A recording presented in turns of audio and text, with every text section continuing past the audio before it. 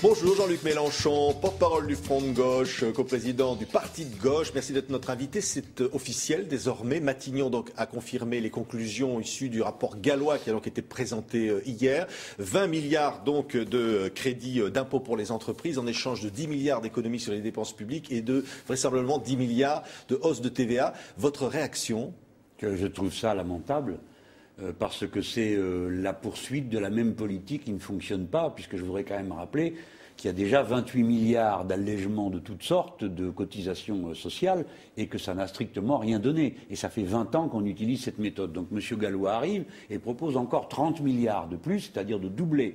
Le gouvernement coupe la poire aux 2/3, retire 20 milliards de plus de l'économie réelle, en plus des 30 milliards qu'il retire déjà dans le budget actuel. On n'a jamais vu une ponction pareille. C'est quoi? C'est une politique de droite?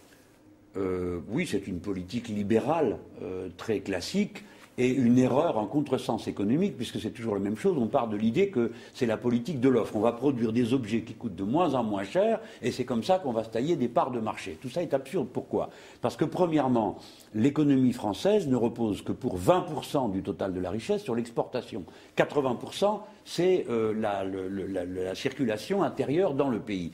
Donc on va provoquer un effet soi-disant d'abaissement du coût du travail, mais qui va être une ponction considérable sur le marché intérieur. Vous avez fait l'addition, 10 milliards d'économies supplémentaires dans le budget de l'État. Appelons les choses par leur nom, ça veut dire 10 milliards. En moins, bien sûr, oui. C'est 10 milliards de services en moins. Soit vous ne les avez plus, ça prouve que vous pouviez vous en passer, vous en connaissez des services dont vous pouviez vous passer, mais en attendant, ça part de ça, et donc vous allez vous les payer vous-même. Donc vous allez devoir, si vous voulez rester à niveau égal, dépenser 10 milliards de plus. D'autre part, il y a 10 milliards, dites-vous, qui vont être... TVA. Voilà. C'est-à-dire qu'on va ramener la TVA... la TVA réduite qui va passer, elle, de 5,5 à 5. C'est une mauvaise plaisanterie. La TVA réduite qui va passer de 5,5 à 5, moi j'attends de voir si dans les faits ça va se passer. Vous savez bien qu'un demi-point de TVA n'est jamais répercuté sur le prix des marchandises. Par contre, ce que j'observe, c'est que le taux intermédiaire, lui, va passer de 7 à 10. De quoi parle-t-on? De votre abonnement, de votre compteur EDF, de votre compteur de gaz, de la culture et des transports. C'est-à-dire des consommations de base des Français qui, comme en quelque sorte, procurent un certain bien-vivre. Oui. Donc c'est 10 milliards qu'on va prendre dans la poche. Et le taux normal passe de 19,6 à 20. Donc ça vous dit, c'est évidemment, ce sont les consommateurs, c'est le pouvoir d'achat qui paye? Par la force des choses. C'est un choc qui est fait où on transfère une nouvelle fois sur le dos de la masse des travailleurs contribuables ce qui ne sera pas acquitté par l'entreprise au moment de la production de la richesse. Mais je vais vous dire une chose très simple. Pourquoi parle-t-on tout le temps du prix du travail et jamais du prix du capital? Est-ce que les gens croient que c'est gratuit, le capital, nom d'un chien? Comment se fait-il que dans notre pays, on paye 2 fois plus d'argent aux actionnaires qu'on en donne en cotisation sociale aux travailleurs? Comment se fait-il que dans notre pays, on calcule la marge des entreprises et on dit « Ah ben vous voyez, elle est moins bonne qu'en Allemagne et qu'à la moyenne de l'euro », mais on oublie de dire que c'est la marge des entreprises une fois qu'on a pris la part qui va aux capitalistes. Comment se fait-il que dans notre pays, la part de la richesse qui va au capital est passée de 3% du total à 9%? Ça a triplé depuis 1980. Donc on fait comme si le capital n'y était pour rien. C'est donc seulement le travailleur, ce pelé, ce galeux, qui doit payer davantage et être payé moins lui-même. Et Jean-Marc Ayrault annonce une réforme bancaire le 19 décembre. Alors, qu'est-ce qu'il faudrait faire pour vous? Ça vous paraît crédible de la part de ce gouvernement socialiste? Bon, moi je suis très malheureux parce que je sais que le pays va souffrir, le chômage va augmenter, contrairement à ce que dit le gouvernement, puisqu'en contractant l'activité, évidemment que ça va se traduire par du chômage. Donc ça va se traduire par moins d'impôts et moins de rentrées. Donc davantage de déficit pour l'État. Nous sommes entrés dans le cercle vicieux de l'austérité, qui n'a marché dans aucun pays du monde. Il n'y a aucun exemple où cette politique est donnée autre chose que plus de chômage et plus de désorganisation de la société. Mais voir un aussi brillant esprit que M. Gallois, qui a dirigé les plus grandes entreprises de l'État, qui sont les résultats de l'État. EADS, oui, vous vous rendez compte des choses qui n'ont pas été créées par le capital privé, qui ont été créées par l'initiative de l'État.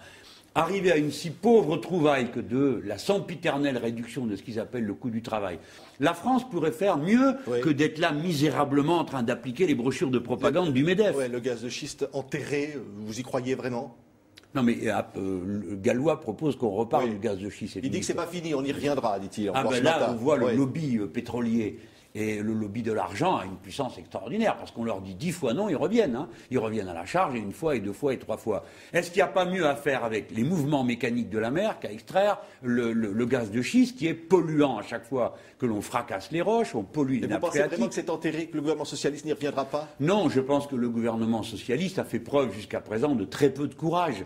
Donc, si il est un peu harcelé, un peu secoué, et le rapport Gallois rentre dans cette logique, eh bien, comme d'habitude, il cédera, parce que sa capacité de résistance à l'égard des grands intérêts financiers est égale à 0. Par contre, vous aurez remarqué que face aux travailleurs, c'est une autre paire de manches. Regardez, le rapport Gallois, tout le monde fait semblant, hein, il est arrivé hier. Ni vous ni moi, qui sommes sur ce plateau, ne pouvons croire qu'entre l'après-midi et la nuit, le Premier ministre a mis au point les mesures qu'il présente ce matin. Ça veut dire que tout ça est une comédie, organisée de longue main. Mais regardez comment en 24 heures il applique un rapport et qu'en 6 mois, il n'a pas trouvé le moyen une seule fois d'appliquer les décisions de justice qui s'appliquaient aux travailleurs de Sodi Médical qui ont été frustrés de leur outil de travail. Donc vous voyez, ce gouvernement est doux avec les forts et dur avec les faibles. Quelle réaction vous annoncez au niveau de la gauche? Alors il va y avoir un grand meeting, vous allez organiser donc un grand d'abord meeting à Japy, nous avons et une mobilisation peut-être européenne ou... Oui, le 14 novembre, nous avons à l'appel de nos syndicats, la CGT, la CFDT, Sud Solidaire, FSU, bref, les syndicats de notre pays, et dans tous les pays d'Europe, il y aura une immense journée d'action, dans certains pays avec grève générale, au Portugal, en Espagne... Vous considérez dans l'opposition aujourd'hui? Ce n'est pas le mot que nous avons utilisé, parce qu'on a essayé de dire que tout de même c'était nous qui avions fait la victoire. Vous comprenez, au début tout le monde nous poussait à dire vous êtes l'opposition, comment, c'est nous qui avons gagné. Donc on considérait qu'on nous devait quelque chose. Et quand je dis on nous devait, je parle des 4 millions de personnes qui ont voté avec moi. Bon. Que voulaient-elles, ces gens, de la redistribution de la richesse pour le pouvoir d'achat, moins d'arrogance patronale et de la finance? C'est tout le contraire. Vous avez apporté vos voix et vous le regrettez aujourd'hui? Bien sûr que non, parce que nous avons battu M. Sarkozy. Mais je voudrais le dire encore une fois, ce n'était pas une affaire personnelle.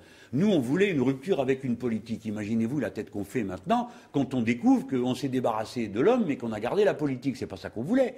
On ne voulait pas, nous, que la TVA revienne au niveau auquel l'avait installé M. Sarkozy et qu'on venait d'abroger cet été. Cet été, nous avons voté, nous sommes abstenus, nous avons voté le collectif budgétaire, nous sommes abstenus sur la confiance au gouvernement, mais après on a voté le collectif budgétaire en disant bon, c'est pas mal, vous avez supprimé la TVA Sarkozy, bon sang de bois, 3 mois après on l'a rétabli. Vous voyez qu'il y a de notre côté beaucoup de déceptions. Mais vous savez, moi, je n'avais pas d'illusion. Ce qui est le plus grave, c'est la résignation que ça répand. Combien de milliers de braves gens se disent que ça va être plus dur pour eux de vivre? Et c'est déjà terriblement dur. Je crois que les socialistes ne se rendent pas compte de ce qui se passe dans la profondeur du peuple français. Merci, Jean-Luc Mélenchon, porte-parole du Front de gauche, d'avoir été l'invité de TV5 Monde.